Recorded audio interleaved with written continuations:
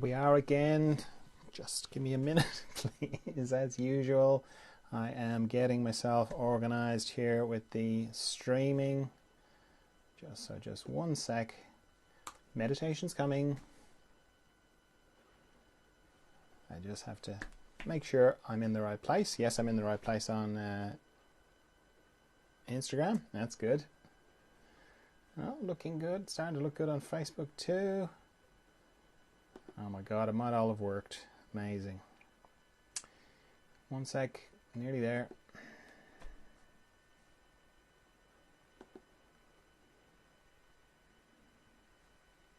Alright, lovely. How are you? Good? All going well? It's alright if it's not. I hope it is, but it's alright if it's not. Right, time for a bit of meditation. This isn't a class, it's just a chance to meditate together. It's part of the further emergence work I do. I'll explain what further emergence is. It's basically inner growth, but I'll explain it in more detail after we're finished the meditation. If you're an experienced meditator, brilliant. Could you just hang on for a moment while I explain what I do, just for the benefit of people who are new to meditation? Because I've discovered that meditation is one of those things that people feel a little embarrassed if they don't know how to do it. There's so much talk about it, and it's sort of everywhere, that people kind of quietly message me and go, what do you actually do? You know? So there's lots of different styles of meditation. This is just what I do. For me, it starts with why I would meditate. I'm trying to connect to a part of me that I connect to every night. When I sleep. Not the dreaming bit, the bit after dreaming. So I'm dreaming and then I drop out the bottom of dreaming into deep dreamless sleep. And when I'm there, I have no thoughts. I have no memory of being there. I've got no body. I've got no country, no stories, no house, nothing. I don't even have me. I sort of cease to exist. Certainly in the way that I register my existence normally. That sounds terrible, that sounds like death. But yet I love going to sleep, and when I wake up in the morning I feel refreshed. So some part of me just knows that that is a good place, and that's the place I want to go to when I meditate. I just want to do it consciously. So if you're new to meditation, first thing, don't try this lying down. If you lie down, you're going to fall asleep, or battle sleep, both of which are kind of counter to what we're trying to do. So yeah, I'd encourage you to sit up. You don't have to sit in a lotus position or anything like that. You can just sit in a chair. Just make sure the chair is not too comfortable that you might be, inclined to fall asleep in it. So as I say, there's no thoughts in this place, so I have to figure out something with my mind. My mind can't seem to get to this place, so I have to figure out a way to sort of part the curtains of my mind to get there. So what I do is I make a little arrangement with my mind where I say, hey, could you just not think for the next 15 minutes because we want to meditate? And at this stage, my mind is pretty on board for it, so that's good. It wasn't always the case, but now it's pretty on board with it, so it's good. Then the next thing is to stop thinking. Now that's easy enough it's easy to stop, it's hard to kind of hold it, but regardless of what I'm thinking about, the structure of my thoughts are pictures and sound. So if I turn off the pictures and I turn off the sound, that's it, I'm not thinking.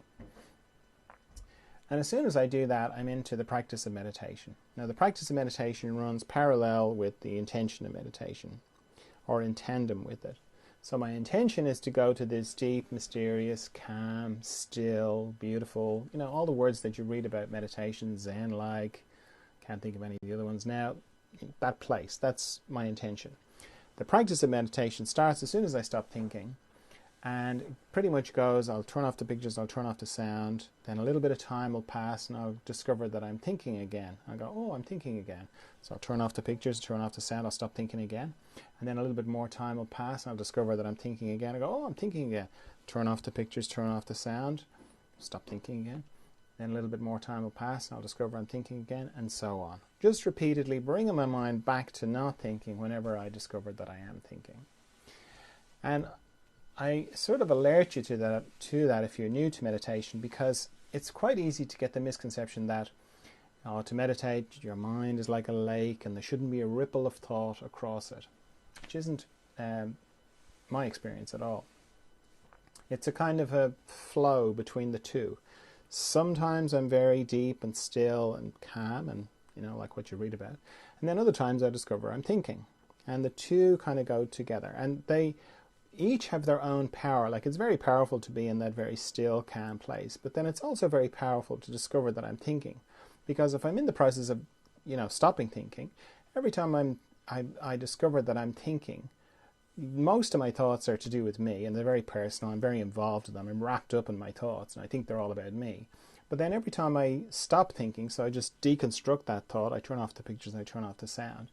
Indirectly, I'm saying to myself, hey, that thought that you just had there that you thought was really important and was you, and you were that thought?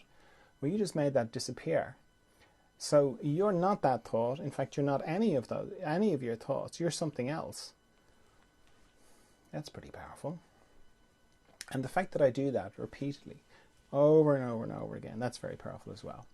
So if you find that you're thinking, or you feel like you're thinking a lot, or you think you're thinking a lot, you're not. You're doing fine. Just every time you discover that you're thinking, bring yourself back to not thinking, and you'll be doing grand. Don't add to your thinking by thinking that you're thinking too much. Okay. While all that's going on, I'm also becoming more conscious of my body, and I'm becoming more conscious of tension in my body. So anywhere I find tension, I'm letting it go. Now that's a bit vague for me, so I have a system. So I scan my body from my head down to my feet and back up again very slowly, very gently, and anywhere I find tension, I let it go. And I use my out breath to let it go, because it's natural to just breathe it away. It's also a good way to remember to breathe, or to bring more awareness to breathing, because it's quite easy to hold your breath or to stop breathing altogether in meditation. So also, as I'm scanning my body up and down, I'm paying particular attention to any structures in my body that go across or transverse. Mostly my body goes longitudinally, but anywhere that goes across has a tendency to accumulate more tension than the other areas. I'd sort of think of it like a log going across a river. It just picks up with the leaves and the twigs and the branch, anything that's coming down the river. Except in my body, it's tension or stress. So I'm paying particular attention to my eyes, my jaw generally, my tongue, the base of my neck, my shoulder girdle particularly. All my joints, they are all transverse as well. So shoulders, elbows, wrists, fingers. My heart area, my respiratory diaphragm, all my intestines, my pelvic floor, my hips, my knees, my ankles, and my feet.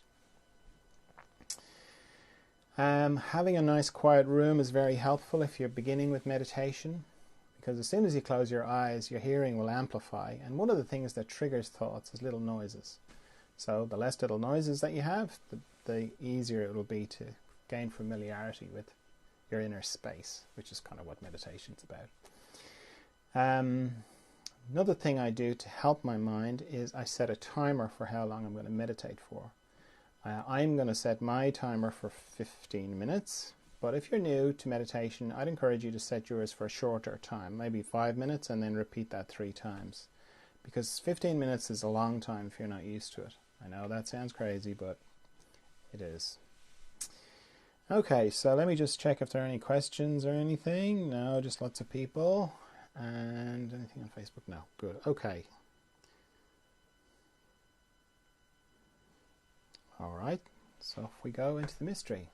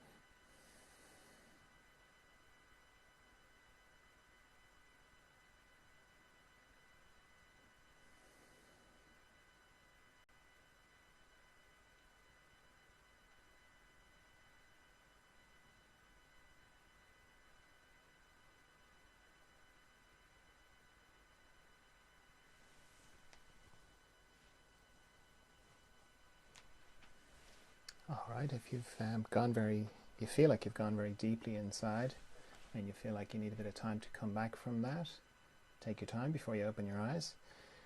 Or if you feel like you can hold the inner space and the outer space at the same time, then just open your eyes. And if when you do that, you feel like you lose it, like, oh no, I've lost the inner space, you can just close your eyes again. Oh, there it is. Open them again. Oh, well, it's gone. I'll close them again. You know, go back and forth until you feel like you've, equalized the two. So that's part of the, these meditations are part of the further emergence work that I do. As I said at the beginning of the video, the further emergence is to do with growth, inner growth in particular. When we're growing up, our bodies grow and keep growing, and then they kind of stop growing when we're an adult. But the inner growth, that keeps going. And just like when your body was growing, you had periods where you had a growth spurt maybe. You can have those on the inside as well, where there's a kind of an acceleration of inner growth. That's really what the further emergence work is about, because that can be very disorienting, it can be very disturbing, things can change very rapidly, it can cause physical symptoms, different kinds, not life-threatening or anything, but debilitating. So these meditations help with that. I also do a Zoom group every week on Fridays, and so I'll be doing one in less than an hour, 8 o'clock usually on Irish time. And that's really to help with the feeling of isolation, because if you go through a big inner growth spurt, everything can look very different from the outside. People will say that to me, like, oh, nobody seems to get what I'm talking about, and I sort of went overnight, I went from having people I could talk to not, no one seems to get this. So the Zoom groups help with that. It's a chance to meditate in a little bit more depth and to connect with and see that there are other people going through the same thing and go, oh, okay, yeah, it's not just me. And then I work with people one-on-one as well. And that's a combination of talking, which is kind of working in front of the scenes, and then I also work behind the scenes with them as well. So there's a lot of meditation in that as well, for me anyway. So if that all kind of resonates with you, you can kind of keep up with it all on the different channels. I'm on Facebook, Instagram, and YouTube, all Further Emergence. You can search for all that. Or the website, you could go to the website and have a look at it, read some more about it. If you want to come to the Zoom group, the Zoom link for the Zoom group is on the website as well. So I'll either see you there, or I'll see you maybe tomorrow for some more meditation. So yeah, thanks for meditating with me. Bye for now.